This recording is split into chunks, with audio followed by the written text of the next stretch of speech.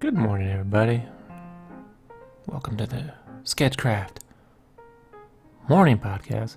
I might be calling this the SketchCraft Monday morning podcast moving forward. We'll see how it goes.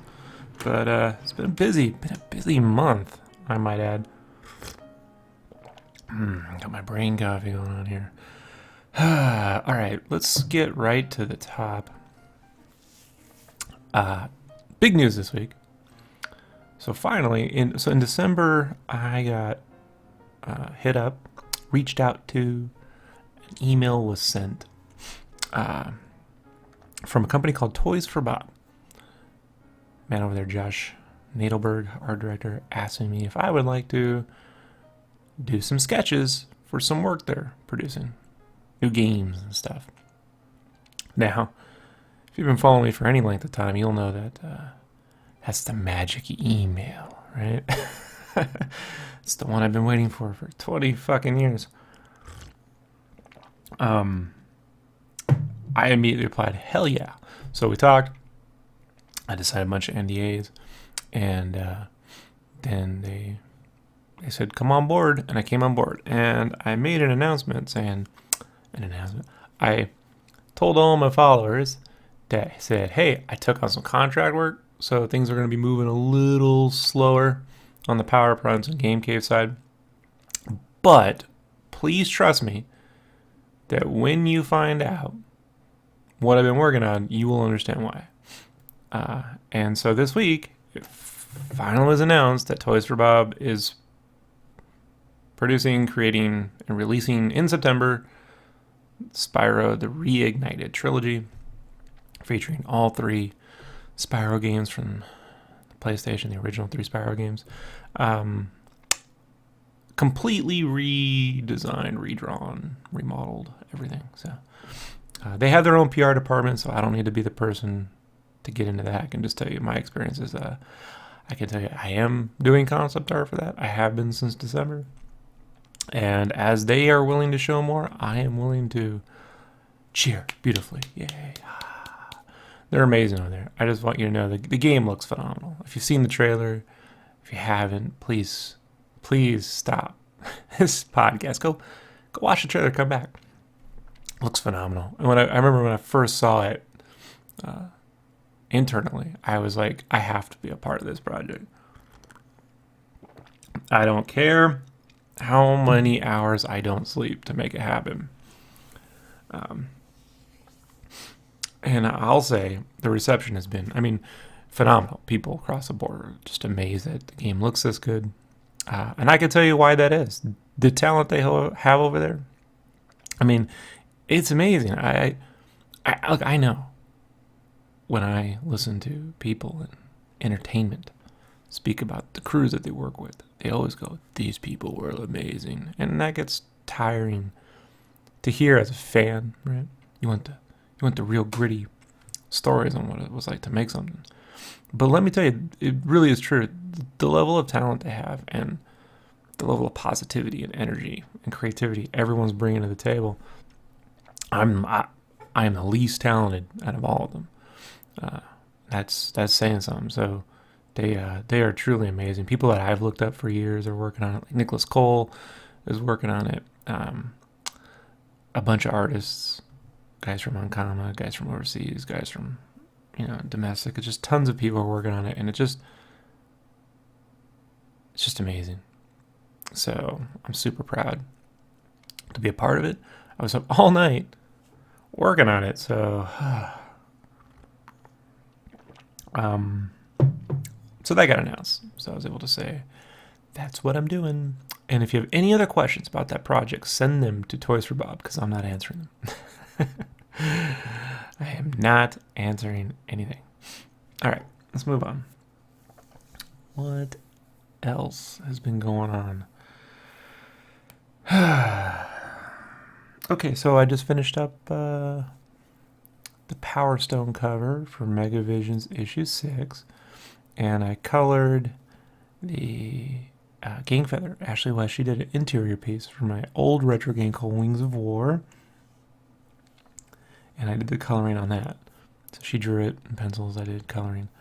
And we got those done, and issue 6 is done for Megavisions. Super proud. They had a rough week last week.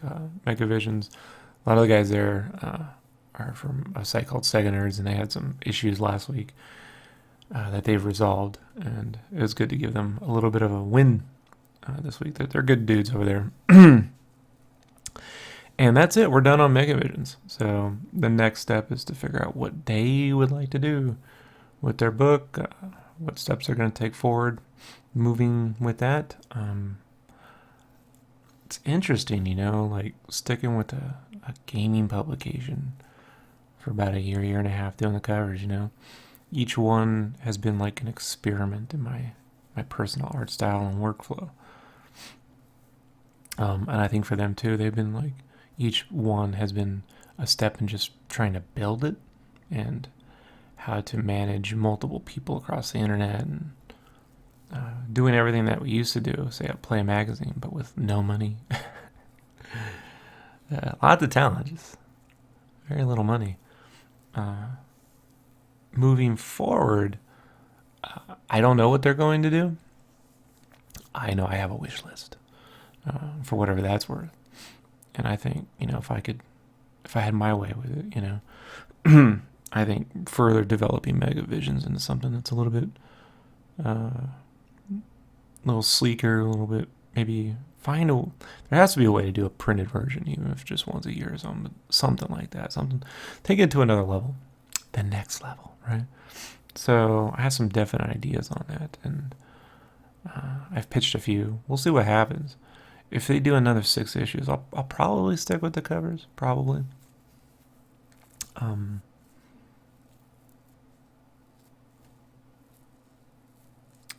I have been using the covers for Game Cave stuff. So this Power Stone pieces will be in the first Game Cave guide. So it all works out for me. What else did I do? Lots of concept art. Back on Darksiders this week for Power Prints and for Game Cave. So that's good. I'll be starting that tonight. And I'm starting a commission. I got a commission in for some Sonic color pencils, so that'll be fun to do. It'll be Sonic and Tails and some giant controllers and shit. So it's always good when your fans start commissioning you to do the things that you've been doing for fun for yourself. Is there anything else on the work front? Oh, well, okay. So I'll get more into this in a Game Cave development blog, but been going through and just trying to lay down the final art assets I need for the visual novel, which have informed a few minor things on the magazine side. So this week I'm nailing down a couple reviews in terms of the writing for the mag, and then starting the final designs on the Game Cave shop design. I got an initial concept art I put up on the 60-second podcast, and I had to go through and so initially I did the Game Cave, I did 2 different cities. So I have this version now, and I merged it with the older version, and I had to get Brandon's wife, Jess, we call Jam RZ. I had to get her on board with fixing that, so that's what she's doing. And I think that's it for work, right? All right, let's just talk about other stuff now. What should we talk about? I want to talk about movie news a little bit. So,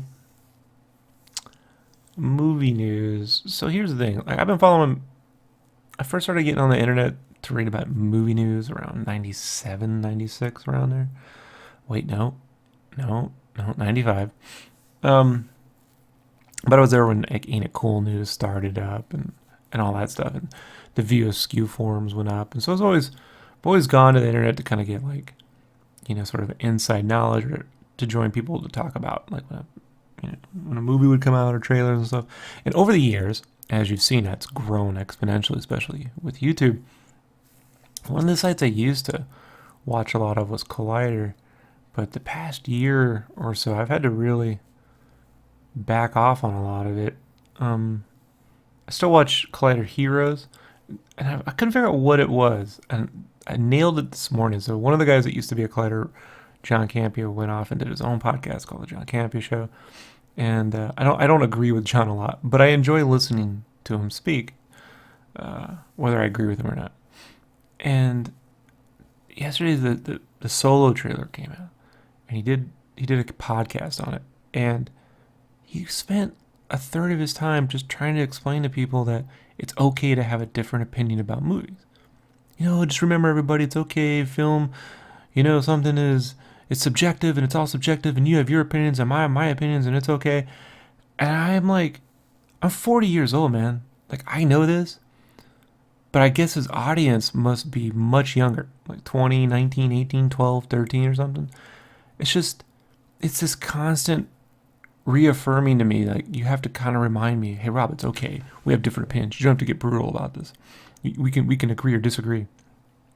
And I get that, except that I'm not going to watch. I need someone who could speak at my level, right? I need someone who can speak at my level and not constant remind me. It's with PSA announcements that I don't need to go raging across the internet. Like, I'm just assuming, people like myself, we already know that.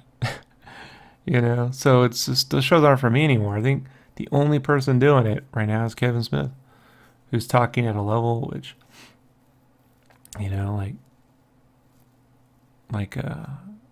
not talking. I don't know. I just can't deal with it. So it sucks, but I'm learning. Our tastes change as we get older, right? Collider Heroes is nice because when Schnepp is on there, he's around my age, so he's older, maybe 10 years older than me. So he brings a lot of prior knowledge to a conversation, which I appreciate and don't expect explanations to. That's the thing now. I think every time someone talks about something on a YouTube show or something, they have to constantly re-explain or re-preface their point on every topic. So if you said, Rob, what do you think about Star Wars, the Solo trailer? I would say, I think visually it looks amazing. I hope it's just a fun movie in which they go off on a heist and things go wrong and, some things go good. And it's a movie I want to see twice. That's what I'm hoping for. It definitely looks like a lot of fun. There's some inside baseball in the movie with, seems like Corellia and some of the shipping yards and maybe Narshada, I don't know. That's my opinion, right? Looks fun. I'm looking forward to checking it out. On a YouTube show, if you say, Rob, what do you think of the Star Wars trailer? It would be like, well, first off, you should know that I was never asking for a Star Wars trailer, right? So I want you to know, I was never asking, because we've got a preface, I was never asking for a Star Wars trailer. I was really hoping for maybe an Obi-Wan thing, or maybe if they just make something completely new. But okay, I get it. I totally get it. I wasn't asking for it. They're going to make it anyway. And with all the stuff going on, it's had a lot of troubled productions. We're all aware of the troubled productions. But I'm going to let you know. I like it, Now, I'm not saying that it's going to be the most perfect thing in the world and it's not going to solve cancer. But what I'm going to say is, it's like, and that's every show, man. I think I get it. I'm never gonna fucking have 100,000 views per whatever I do. But maybe that's the point. Maybe when you get to a certain level of skill, a certain level of anything, you lose a lot of people on that journey because they're unable to communicate with you in a way. They can't understand what you're saying. So one of two things happen. You talk at a level which they can, and you try to coach them along like a teacher, or you leave them behind. I'm not a very good teacher.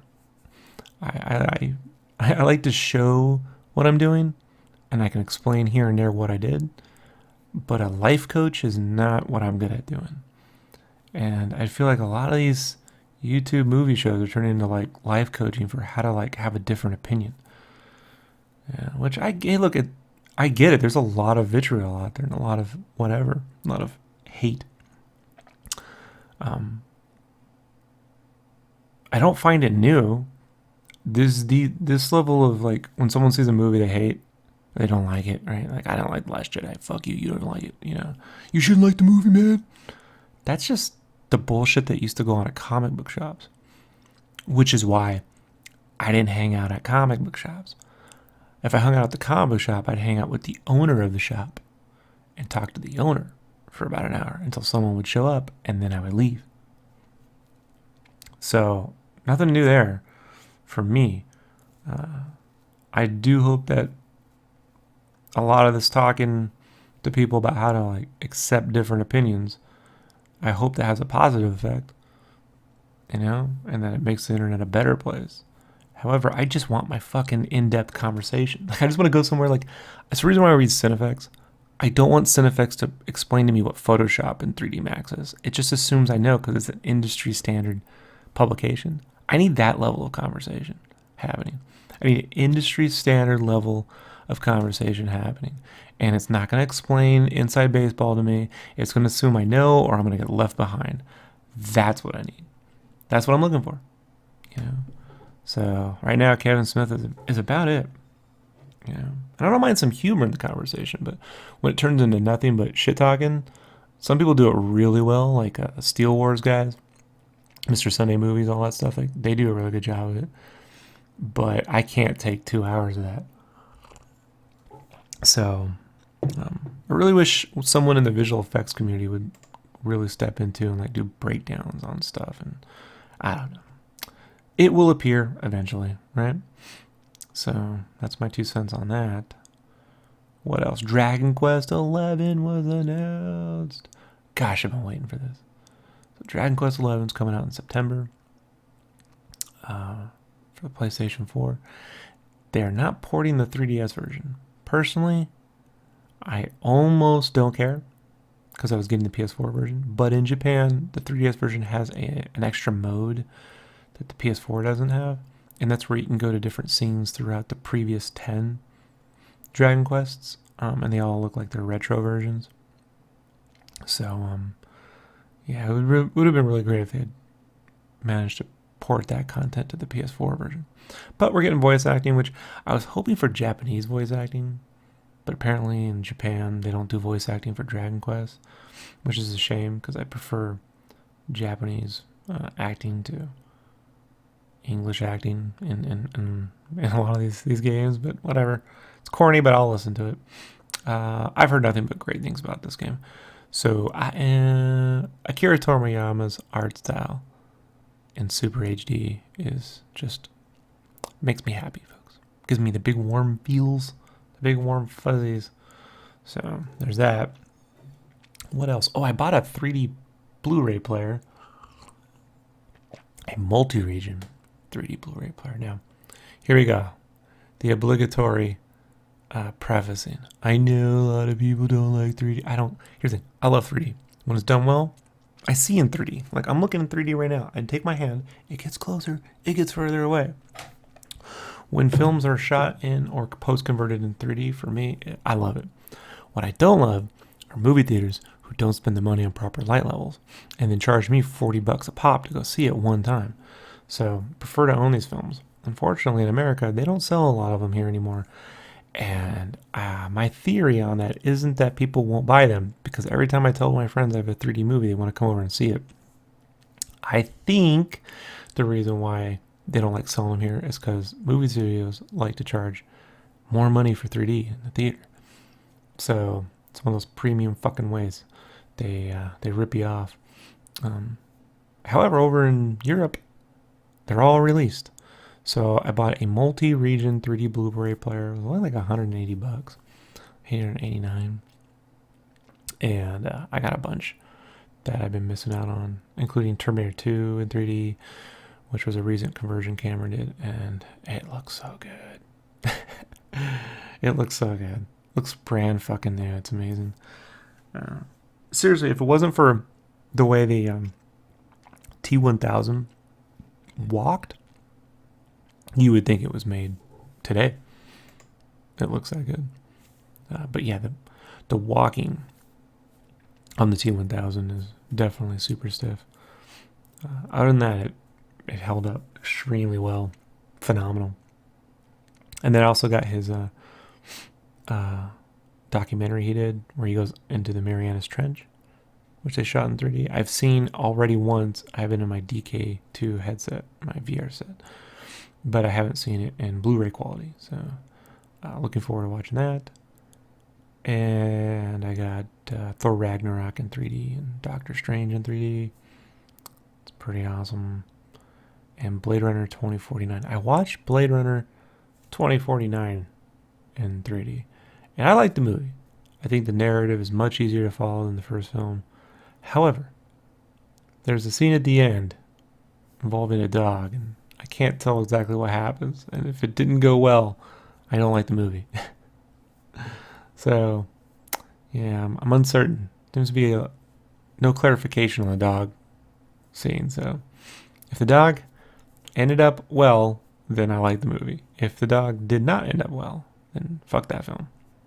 And that is how I feel. It definitely feels like they were planning another film. It didn't cut off in a way like the original Blade Runner cut off. So you're like, oh, that cuts off, but it ends. This felt like there was more. And they just cut the film in half, or I don't know. So, whatever. What else? What else? Tons of stuff, folks. I don't know how interested you guys are in my eating habits. I make a lot of low-carb recipes. So, I'm just working on that.